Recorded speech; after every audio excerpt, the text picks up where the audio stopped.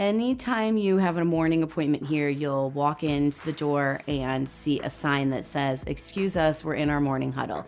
And that is something that's like religion around here. It's just something that we won't change. And we have our administrative staff and our clinical staff meet.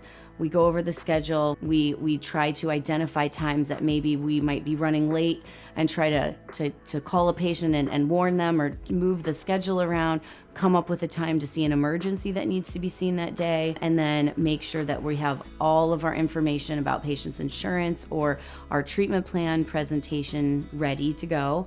So there'll be no treatment or financial questions that we can't answer during the day.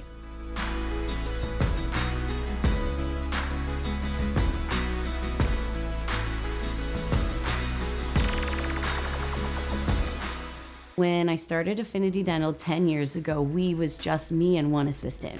And we ran around like crazy, and we answered the phone, and we cleaned the rooms, and we did the claims. Since then, over 10 years, we've grown from 2 dental chairs to 14.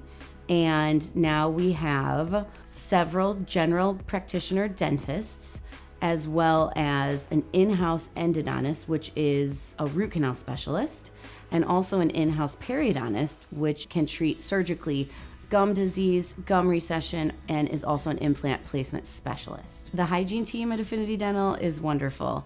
They're like the nurses of a hospital. They keep everything on track. They spend a lot of time with our patients. Many patients spend more time with the hygienist than they do anybody else in the office on a yearly basis. Maybe you've got great teeth and you need very little dental work. You might spend a couple hours a year with our hygiene team, talking, getting to know each other, learning about their family, and creating that long-term special bond.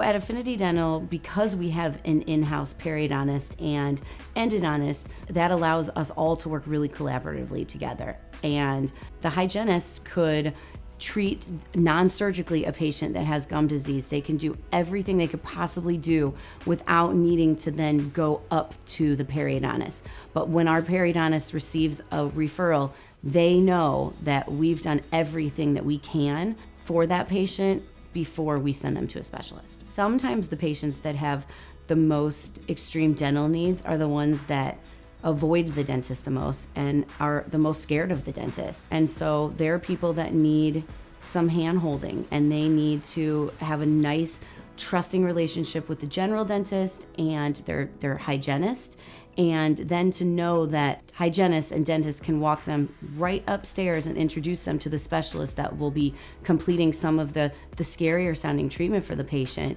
or can knock on the door of the surgical suite during their surgery and say, "Hey, Susie, you're doing great. We're thinking about you." That's just something that can't be done. It just can't be replicated in other offices.